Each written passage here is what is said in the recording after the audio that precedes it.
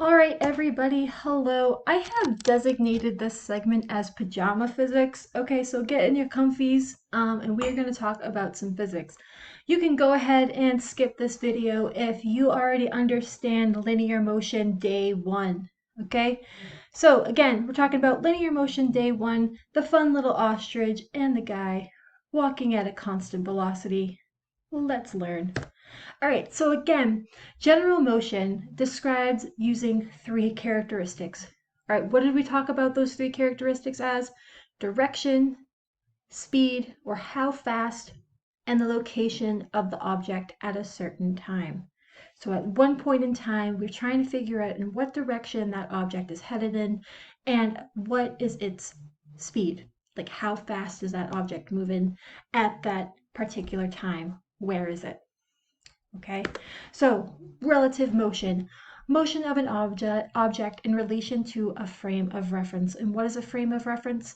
A group of objects that are not moving compared to one another. And I know that sounds confusing, so let's move on to that next slide that kind of breaks it down a little bit further so that we can get some visual examples on how it's done. So in that frame of reference example, an outside observer. So we see a person standing on a platform looking at a train going by. Okay, this is an example of an outside observer. Why? Because she is observing, or they are observing, the motion of an object, which is the train, from an outside perspective. Okay, so let's just say, for fun, that that person was inside the train. So have you ever been inside a train and it's moving at a constant velocity and you're just kind of on your phone and you never really recognize that you're moving until you look up and you're like, whoa, that's a lot of buildings flying by. Okay, so again, it is the different observations of the observer. Okay, so the motion is going to look different for the different observer. So an inside observer, again, looks like that passenger. Okay, so they have a camera. They are looking outside of their motion. So they're looking at trees, they're looking at people. But if they look within the car, they might not even feel that they are moving if they're moving at a constant velocity. Okay, so again, we have leaders and we have followers, pretty self-explanatory, the leader and the follower. Okay, so frame of reference examples. So we are the outside observer and we are looking at these three people who are about to run, okay? And we are given their speed. We're given 10 meters per second, 8 meters per second, and 0 meters per second. Okay, so if we let them run, we say go. We know that the person running at 10 meters per second is going to be first. Why? Because they're running 10 meters per 1 second. Okay, and that's bigger than 8 meters per second, and it's definitely bigger than 0 meters per second. Okay, so 0 meters per second, you're just sitting there. You're just letting time go by, checking out the birds, maybe reading a nice book. Okay, you don't even recognize that there's a race. You're just sitting, and you're not moving. Okay, you're just letting those seconds fly by. But these 8 meters per second and 10 meters per second, we know that they are going to race, right? But we know that the 10 meters per second velocity runner is going to win, and then the 8 meters per second is going to come in second. Okay. So distance, we talked about this when we were going over our SI units, but distance is the length of a path between 2 points. Okay, so you have to go back to My Heart Will Go On at the Titanic, right? Near, far, wherever you are, that is your distance. That is your distance in between. Okay, so it's measured in meters. So from point A to point B, I need to figure out my distance. That is how I do it. It's the points in between. It's the distance that you have to go from point A to point B. Okay, so if we needed to measure this, we would use our handy dandy jingle, which was King Henry died by drinking chocolate milk. Okay, or you could use this one that is given, but again, we use our metric conversion chart. We start with our base unit and then we work off those prefixes. Okay, if you go up the scale, they get 10 times larger. If they go down the scale, they get 10 times smaller. All right, so let's just say that we were given a paperclip and we were asked to measure the paperclip.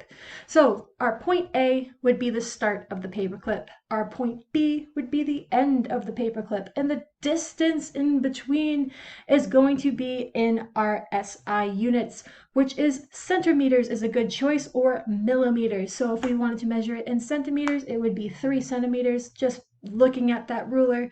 And we know that 10 millimeters makes up 1 centimeter, so we can also call it 30 millimeters. Okay? Yay! Let's move on. Displacement. Okay, so this is a little bit tricky. Okay, it's the description of an object's position relative to a given point. So I would just say, think back to our examples with the roller coaster and with NASCAR. Okay, our displacement for our objects is our start position and our end position. Not necessarily the points from A to B, but our start position and our end position. Okay, so our distance would be the distance it took to get from point A to point B. So let's just see that out. We start at point A and we go all the way down to point B, and that would be our distance. And it's a lot different from just the start to the end, which we could just go boom, boom. Okay, so displacement is the direction from start. It's the length of the straight line from start to end. And again, as I said in class, what does it look like if we're starting and ending at the same place? It's 0. You're like, Miss Brennan, why is it 0?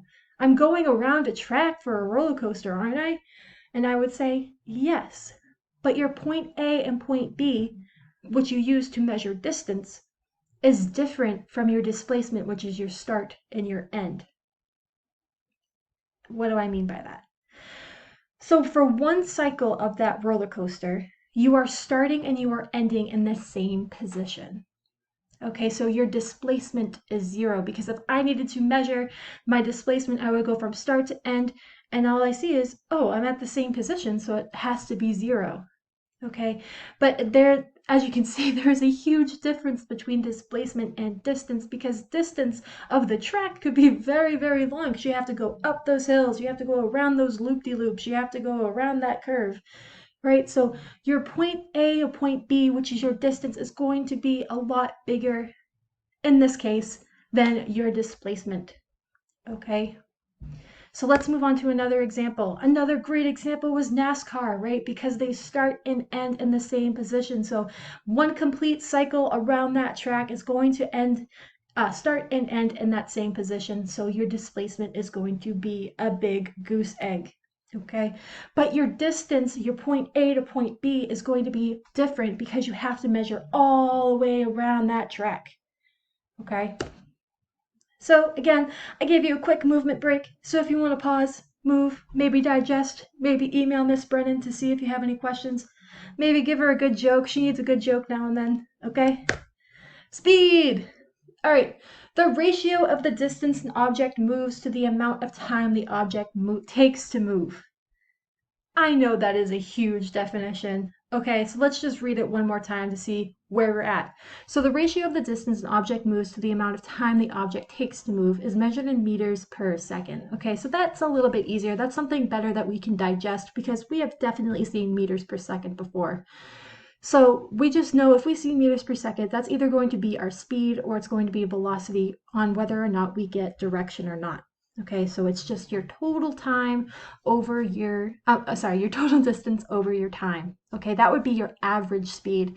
But if you want your instantaneous speed, you have to look down at that particular point and calculate your speed.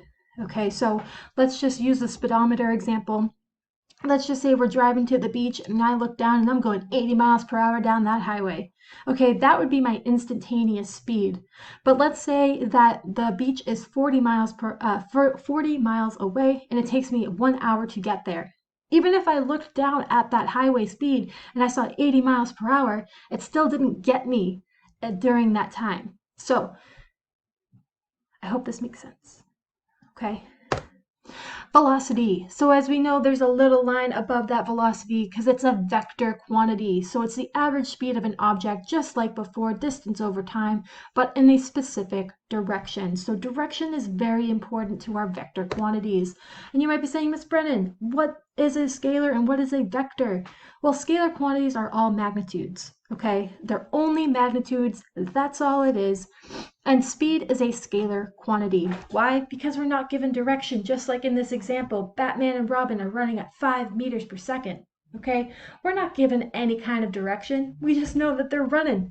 Running from what? Running to who? I'm not sure. While vector quantities include a magnitude and direction. Just like our Despicable Me evil character, they have magnitude and direction. Okay?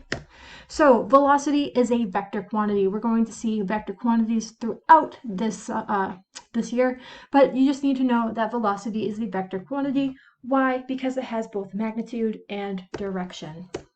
All right, constant velocity graphs. So the slope of a distance versus time graph is its speed. If you need more work with working with graphs, make sure you check out my other video.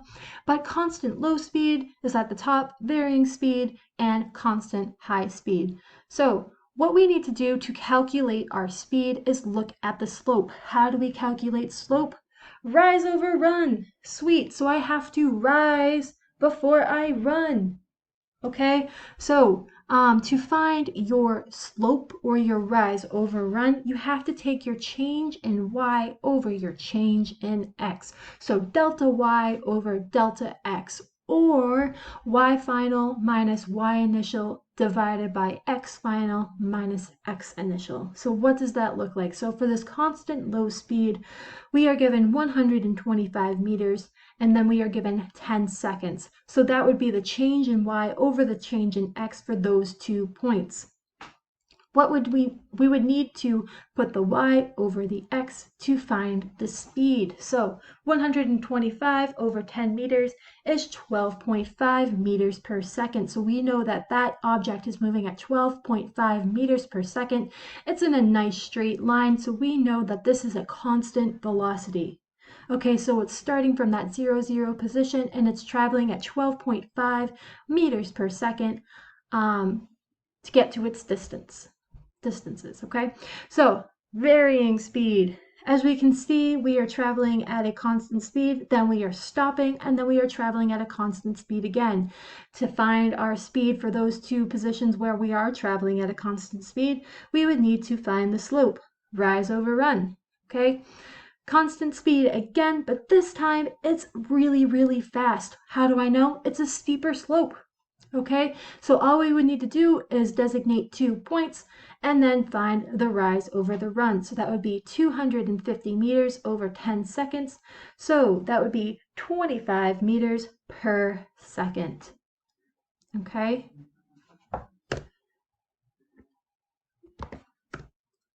Again, this video is available on Google Classroom. A curved line on a distance versus time graph shows acceleration. How do we know it's showing acceleration? Because it's a curved line on a distance versus time graph. And if it's a curved line, it's not a linear line. Okay, so we know that that object is constantly changing its velocity, and a change in velocity over a certain amount of time is acceleration.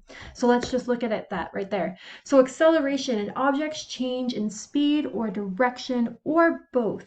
Okay, so it can either change its speed or it can change its direction. Why? Because acceleration is a vector quantity. Okay, it has both magnitude and direction. Okay, a change in velocity divided by total time. So what does that look like for our equation?